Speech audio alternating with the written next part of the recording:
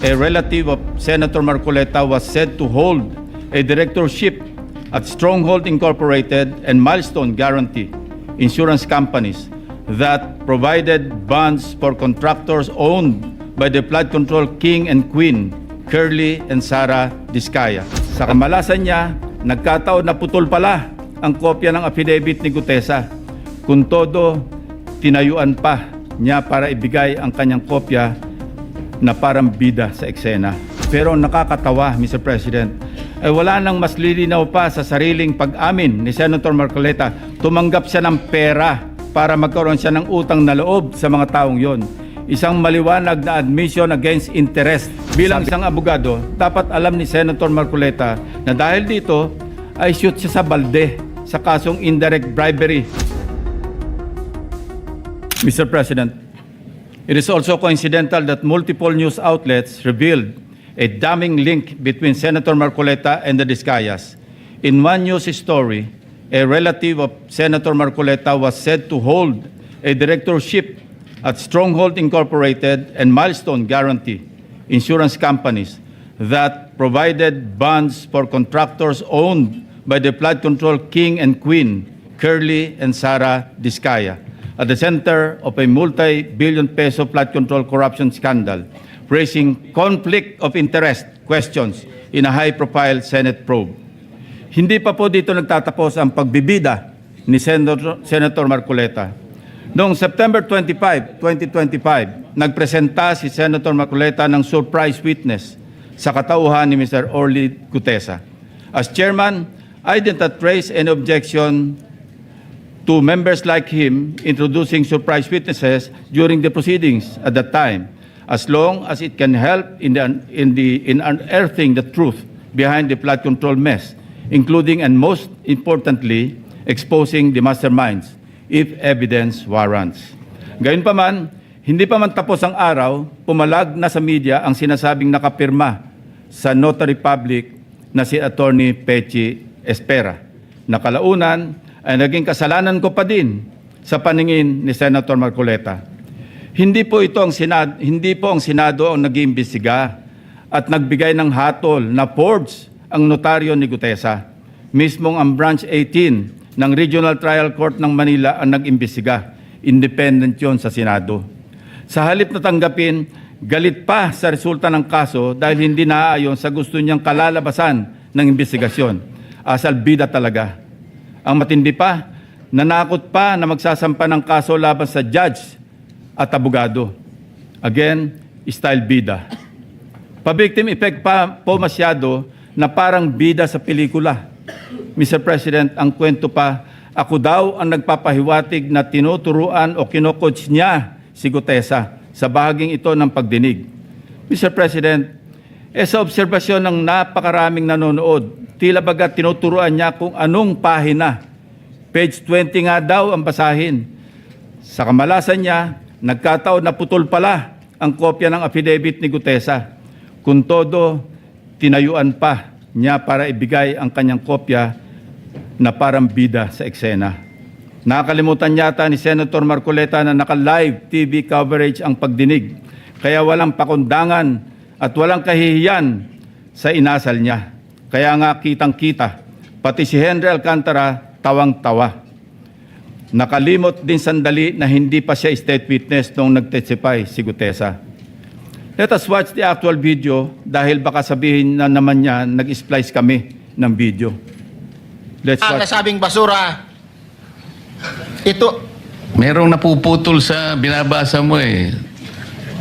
Huwag kang magmadali. Huwag kang magmadali. naputol na, Ulitin mo yung paragraph 20.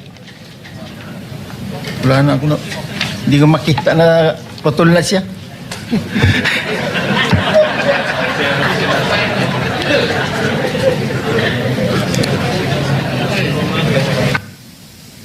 I strongly deny that I made mention of him coaching Gutesa, Mr. President. Ulitin ko, sakaling hindi pa rin talaga magets, tinanggap pa rin ng komite ang sinumpang salaysay ni Gutesa bilang valid at bahagi ng record dahil sa katotohanan siya ay personal na humarap at nagpatunay under oath ng nilalaman ng kanyang affidavit. Ang masama, Mr. President, tinanggap naman natin sa record ang testimonya ni Mr. Gutesa. Hindi pa rin tumitigil sa kakareklamo si Senator Marcoleta. Mr. President, ang tunay na issue hindi ang forged na affidavit kundi ang biglaang pagtatago at pagkawala ni Gutesa. For the information of this body, Mr. Gutesa, who was presented as a witness by Senator Marcoleta, has been unavailable since his initial appearance. Moreover, the committee made the option for Senate protection available to him, but he declined as evidenced by his signed waiver. And we are dutiful in locating him, Mr. President. Pinuntahan namin ang lahat ng addresses para mayabot ang imbitasyon ng komite and even rigorously visited our CCTV camera footage. Again, displaying his obsessiveness for the nth time, Senator Marcoleta even lambasted me by implying that I was surveilling his office. Galit na galit. Samantalang nais lamang nating matukoy kung sakaling may kasama si Mr. Gutesa nang dumating sa Senado upang sa gayon ay magkaroon tayo ng lead kung paano siya muling maimbitas sa susunod na pagdinig. Hindi ko na nga pinalaki ang aking mga obserbasyon sa paksang ito, Mr. President. Sa halip, sinubukan pa rin naming hingin ang kanyang tulong sa paghahanap kay Sergeant Gutesa. Again, Senator Marcoleta in his TV show ranted against me. Let's watch. Tatanungin ko siya, bakit mo kinor sa akin ito? Iniinsulto mo ba ako? Parang insulto naman sa akin yun. Ba't mo ikokor sa akin? Sino ka ba? I dare ask, Mr. President, if a committee member brings a witness bearing such damaging allegations, does the burden of transparency not follow? Is it not just proper to cooperate with the committee regarding his whereabouts? Why then does Senator Marcoleta find my position so offensive? On many occasions, Senator Marcoleta made statements that undermined the authority and collective integrity of the committee. Mukhang aabutin tayo hanggang bukas kung iisa-isahin ko pa lahat ang katakot-takot na paggalipusta ni Senator Marcoleta sa komite na kinabibilangan din naman niya. He continued the same litany in his speech yesterday, Mr. President. Let me count and rebut it once and for all. 1. On the release of the minority report, tahasang pinagmamalaki ni Senator Marcoleta ang minority report for the lack of better term, he said, sa kanyang nilabas noong December 10, 2025, na siya ring naging paksa ng kanyang litanya kahapon. For his information, I wish to underscore a part of Section 22 of the Senate rules shown on the screen, which states that, and I quote, concurring and dissenting reports may likewise be made by the members who do not sign the majority report within 72 hours from the approval of the report. Napakalinaw naman po, Mr. President. Concurring and dissenting reports may be made 72 hours after the committee report has been approved by the majority vote of all its members.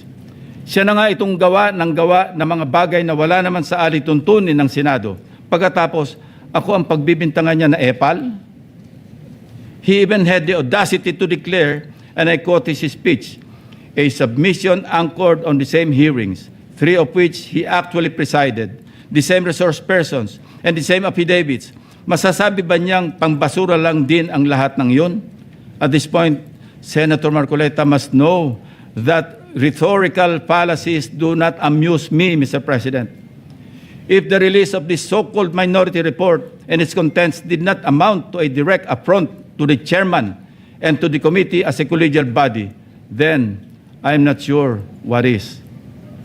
May I also emphasize, Mr. President, that this same report brazenly stated that, and I quote, the BRC, Blue Ribbon Committee, cannot and should no longer compete with the National Prosecution Services and eventually the judiciary in finally disposing of these cases, unquote. Clearly implying that the committee must conclude its proceedings. Mr. President, sino ba siya para pangunahan ang chairman at ang mayorya na miyembro ng committee? Wala sa lugar, wala sa hulog, Sa ganang akin lang din naman, kagulat-gulat po ba ang naging reaksyon ng representasyon na ito na walang lugar ang ulat na yan kundi sa basurahan? Kayo na ang humusga, Mr. President. Number 2, let us go to the BRC draft partial committee report na pinamahagi ng komite noon pang ika-11 ng Pebrero nitong taon, na sa mismong araw na ito ay isang buwan na ang nakakalipas, na siyempre ay laman din ng only reklamo ni Senator Marcoleta. Anya, ang natanggap ng kanyang opisina ay isang PDF file or document na may watermark ng bawat opisina na nakatanggap nito na wala man lang daw pirma ng chairman ng komite. Natural, walang pirma dahil advance copies lang naman ang pinadala namin sa opisina ng lahat ng members. Common sense naman po, Mr. President, na binigyan ng soft copy ang bawat miyembro upang madaling mabasa at mapag-aralan ng ang lahat ng nilalaman nito simultaneously. Properly informed naman po ang mga staff ng mga senador na available mula sa aming opisina ang pisikal na kopya na lagpas 400 pages ng committee report upang mapirmahan sa hudyat ng mga ginagalang na miyembro ng komite. Ang ating inisyatibo upang pabilisin ang tamang proseso ay talagang masama pa rin sa paningin ni Senator Marcoleta.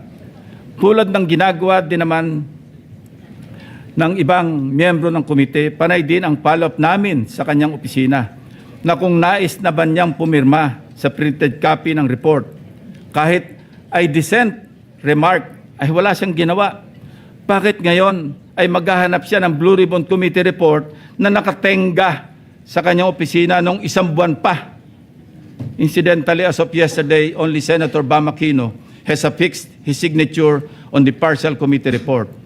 It goes without saying that I respect each and every member's decision when they will sign the report, if at all. What I despise is Senator Marcoleta's audacity to lie about his inability to sign the same by citing an untruthful reason for not signing, Mr. President. Number 3, pinipilit niya rin na ilabas ko ang listahan ng 67 contractors. He said in his speech, and I quote, in his press release dated August 10, 2025, posted on the Senate website, the BRC chairman disclosed that House members called him and that he had a list of 67 congressmen who are contractors. Yet, he did not summon them to any BRC hearing. Why did he not name them to be fair to the rest of the members of the House of Representatives? Ito po ang tunay na splice, Mr. President. Kung babasahin lang po ni Ginoong Marcoleta ang susunod na sentence, malinaw na malinaw po ito. And I'd like to paraphrase. Lacson clarified that he merely asked a congressman friend from the lower house and that, again I quote, I chuckled and said, I don't have a list.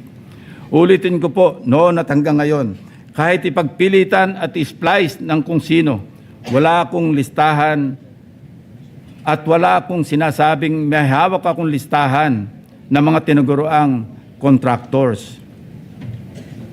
Wala akong pangalan. Alam mo yung 67 na contractors na naging congressmen or yung congressmen contractors, nakuha ko yan sa isang member ng House noong kasisimula pa lamang ng 19th Congress 2022.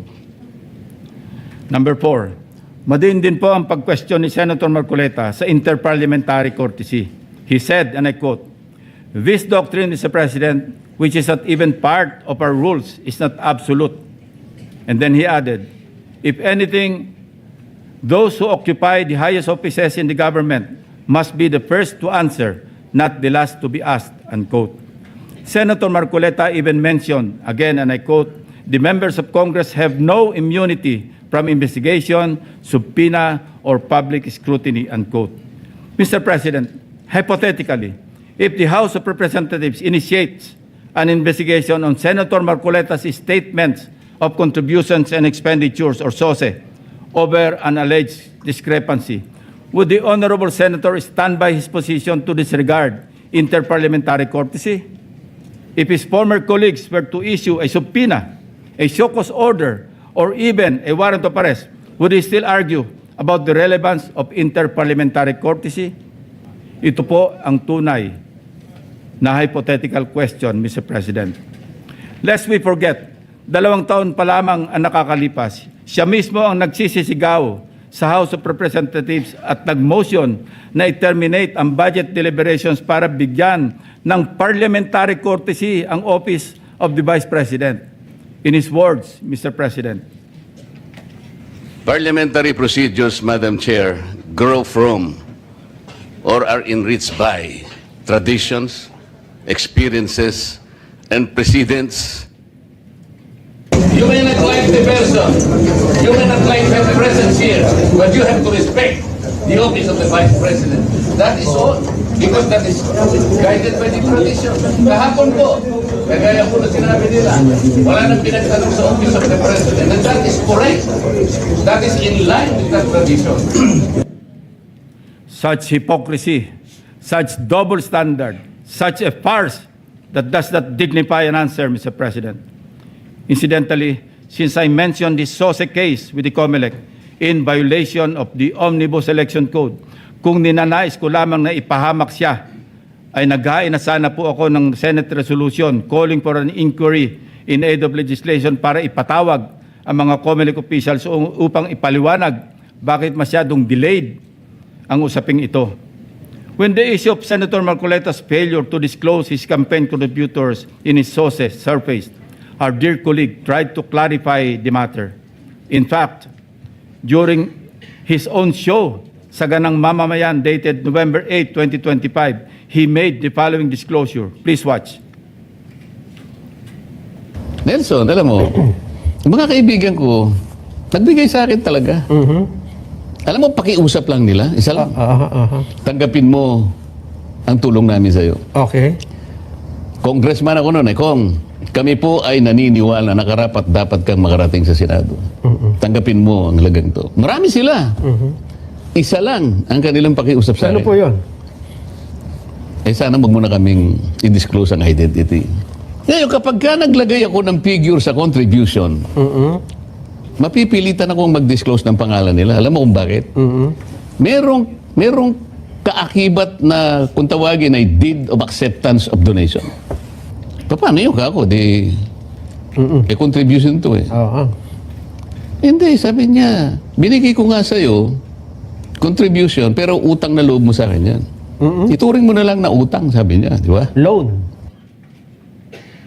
But when he was issued a show cause order by the COMELEC, he tried to backtrack on his arguments by saying that he received those contributions when he was not yet a candidate, as defined by the decision of the Supreme Court.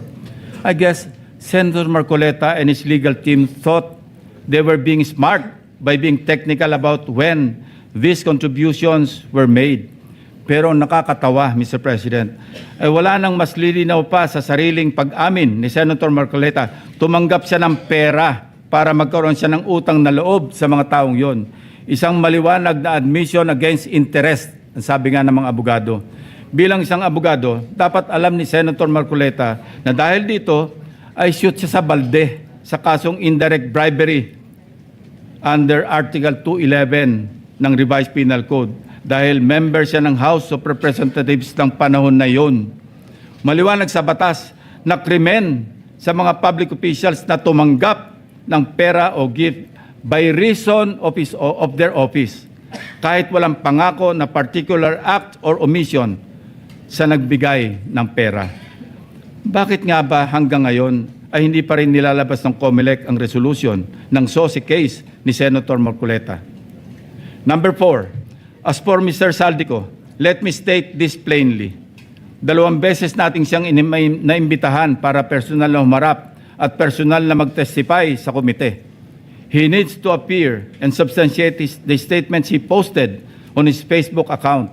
Twice, he refused, citing medical and security reasons. Dahil sa bigat at seryosong aligasyon kanyang binitiwan, hindi maaaring pahintulutan ng komiting ito na manatiling nakabitin ang mga akusasyon na hindi siya humaharap at nanunumpa sa harap ng kapulungang ito. Sa katunayan, ako pa mismo ang nagmungkahi sa ating chat group, napayagan siya magtestigo sa mula sa Philippine Embassy kung saan man siya naroroon. Gayunpaman, pinarating ni Senator Ronald Bato de la Rosa mismo ang kanyang apprehension sa suhestyong ito sa pamamagitan ng kanyang text message. Nais ko rin bigyan diin, Ginoong Pangulo, nang diskusyong yon ay nangyari bago pa man ilabas sa social media ni Saldico ang kanyang mga aligasyon. Panghuli, tungkol sa isyu ng apostille. Ang isang apostille affidavit ay hindi kailanman maaaring maging alternatibo sa personal appearance. Hindi ito mapapalitan ng direct testimony at lalong hindi dito mapapalitan ang tungkulin ng isang saksi na harapin ang komite, sagutin ang mga katanungan at sumailalim sa masusing pagsusuri. Kung handa si Saldico na magbitiw ng mga seryosong akusasyon sa publiko, dapat ay handa rin siyang humarap sa atin at panindigan ang mga aligasyong iyon sa ilalim ng sumpa. Ikalima, sa kanyang akusasyon sa representasyon ito kaugnay ni Congressman or former Speaker Martin Romualdez. Kung binasa lamang po ni Senator Marcoleta ang partial committee report, makikita po niya na nakapaloob na doon ang lahat ng nais niyang ipahayag. Kung hindi man higit pa, rekomendasyon para sa fact-finding investigation, AMLAC bank inquiry, and filing of peace order petitions are for future. Kung napakarami pa niyang gustong ipaglaban at paimbestigahan, bakit siya rin ang nagsabi sa kanyang minority report na dapat tapusin na ang pagdinig? Kung sa bagay, kung mayroong isang bagay na consistent si Senator Marcoleta, ito ay ang pagiging inconsistent sa kanyang mga pinagsasasabi.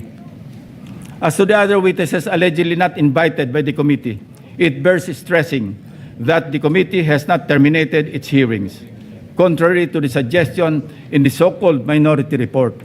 The intention at this stage is simply to have the partial committee report filed and sponsored in order to reflect the evidence received thus far and to allow the committee to consider the next steps, taking into account the views of the members on other areas that may be pursued as the path forward toward the eventual conclusion of the hearings.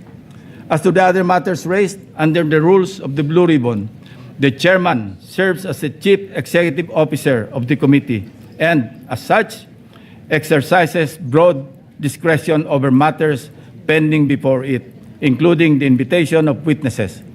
Members may suggest witnesses or move for the invitation during a hearing, and if such motion is approved by the members of the committee, the same will, of course, be respected by the chair. Pang-anim, sa kawalang kamatayang i-give up ang KIG remark na umabot din sa isang full privilege speech upang ipangalandakan na ako ay nasa likod ng pag-splice ng kanyang video upang siya ay siraan. His statement, and I quote, verbatim, Mr. President, ang gawin natin po para madali, i-give up natin ang KIG. Then, mako-coordinate na natin lahat, unquote. Is that merely suggestive, Mr. President? Ito ay kasing kintab ng bumbunan na nasinagan ng tirik na araw sa tanghalin tapat, Mr. President. Sapat lang kanyang hindi matapos-tapos na paliwanag na kesyo hypothetical daw, kesyo joke lang daw, ayon sa kanyang mga pahayag at kalaunan ay gusto pa niya amyendahan o i-correct ang journal ng Committee on National Defense of the Commission on Appointments. Mag-ingat po tayo rito, Mr. President, sa kanyang gusto mangyari.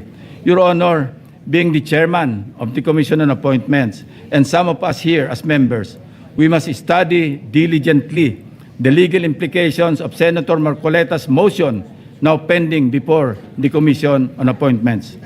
Anyway, going back to his, i-give up natin yung KIG statement na in-splice ko daw, na marin ko pinabubulaanan. Ang masasabi ko bilang analogy sa kanyang sitwasyon ay ganito. When one looks the same as when he does before going to bed at night, how can there be splicing? Inversely, Mr. President, when one looks different going to work during daytime from before going to bed at night, that's when splicing becomes evident. Matanong ko lang po, sino ngayon ang magaling mag-splice? Mr. President. Hindi ko kasalanan ng mga salitang nagmula sa sarili niyang bibig. May tawag nga dito ang mga Gen Z. Classic case of gaslighting. Number 7, sangkatutak na ang mga pahayag ni Senator Marcoleta na napakalinaw na hindi pumapabor sa ating pambansang interes. Sangkatutak na rin ang mga nagbigay ng kanilang mga negatibong reaksyon. Ngunit sa hulit-huli, ako pa rin ang sinisisi ni Senator Marcoleta. He even went far beyond by debunking and undermining the historical facts about Tomas Cloma. Senator Marcoleta said, I was all wrong when I said that this Spratlys was discovered and consequently occupied and owned by lawyer and businessman Tomas Cloma, citing the principle of terra nullius or res nullius. It was for him a historical distortion. Curiously, Mr. President, these narratives align with those of the Chinese narratives, plucked directly from the People's Republic of China's Ministry of Foreign Affairs official website, Mr. President. Let's show the slides.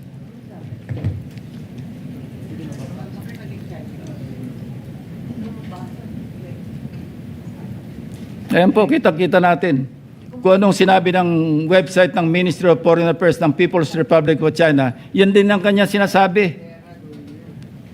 Now, Senator Marcoleta speaks of a pattern that he himself built in his head to discredit this representation. But if we backtrack the events that transpired in the past several months, one thing is crystal clear. When cornered by the fault of his own doing, he employs a diversionary maneuver, pathetically stretching the conversation, no matter how illogical, until people get drained and tired. Just as a squid squirts ink to darken the water and blind everyone around while it swims away, a person may throw out irrelevant issues, fake scandals, or emotional outbursts to distract the public from the actual evidence or the main point of an investigation. After all is said and done, I am tempted to ask these questions, Mr. President. On the West Philippine Sea, which side of the South China Sea is Senator Marcoleta on? On the anomalous graft-ridden flood control projects, is Senator Marcoleta for the Discayas or the people of the Philippines? I think we know the answers, Mr. President. Thank you, distinguished colleagues, and thank you, Mr. President.